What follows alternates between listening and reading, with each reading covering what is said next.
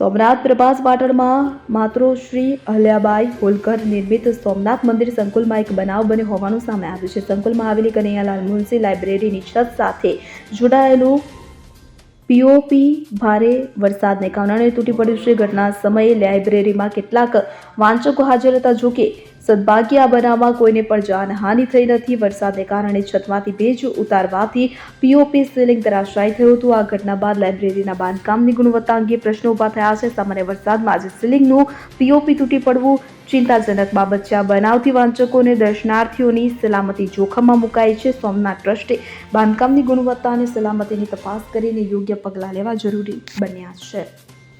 Bureau report CN24 news. હવે જુઓ દેશ દુનિયાની તમામ ખબરો તમારી આંગળીના ટેરવે. ઉઠાવો મોબાઈલ અને Google Play Store પરથી ડાઉનલોડ કરો અમારી CN24 ન્યૂઝ મોબાઈલ એપ.